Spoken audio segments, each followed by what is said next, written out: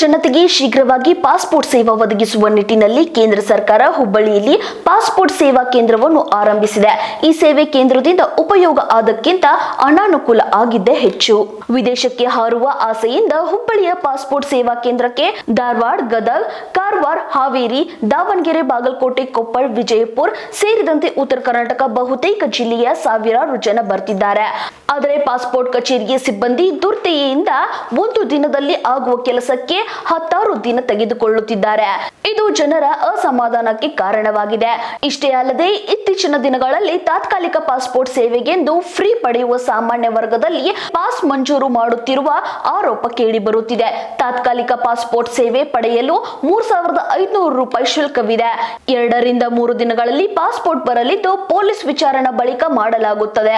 ಆದರೆ ಸಾಮಾನ್ಯ ವರ್ಗದಲ್ಲಿ 1,500 ಫೀಸ್ ಇದ್ದು ಪೊಲೀಸರ ವಿಚಾರಣೆ ಅದು ಇದು ಅಂತ ಸುಮಾರು 15 ರಿಂದ 30 ದಿನಗಳಲ್ಲಿ ಪಾಸ್ಪೋರ್ಟ್ ಬರುತ್ತದೆ.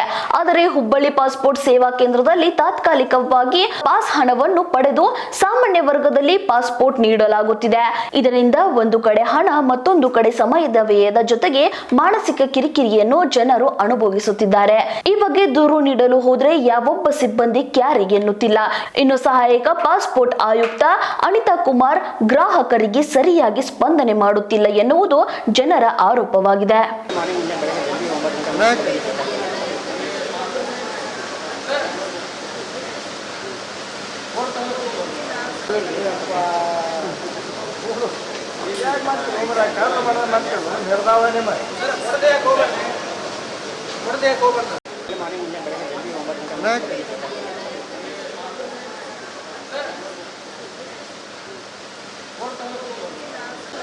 ಅವರಾಗಿ ಕೊಟ್ಟಿದ್ದಾರೆ ಸರ್, ಅವರಾಗಿ ಕೊಟ್ಟಿದ್ದಾರೆ ಅಂದರೆ ಅದೇ ಟೈಮಿಗೆ ಬರಬೇಕು.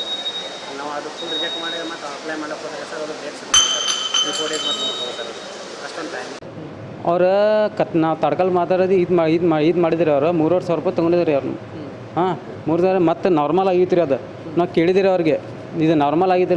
ನಾವು ಏನು ಅವ್ರು ಏನು ಹೇಳಾಕ್ತೀರಿ ಅದು ಪೊಲಿಟಿಷನ್ನಾಗ ಹೋಗಿ ಇದು ಮಾಡಿ ಹೇಳಿದ್ರಿ ಅವ್ರು. ಮತ್ತು ಒಳಗೆ ಹೋಗಿದ್ರೆ ಏನು ರೆಸ್ಪೆಕ್ಟ್ ಕೊಡಂಗಿಲ್ಲ ರೀ ಸರ್. ಅವರು ಏನು ಕೊಡಂಗಿಲ್ಲ ರೀ.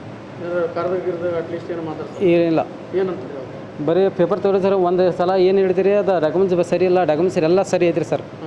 ಮತ್ತು ಬೇರೆ ಹಾಂ 3,000 ರೂಪಾಯಿ ಕೊಟ್ಟಿರಿ ಅವ್ರು ಸರ್. ಇವ್ರಿಗೆ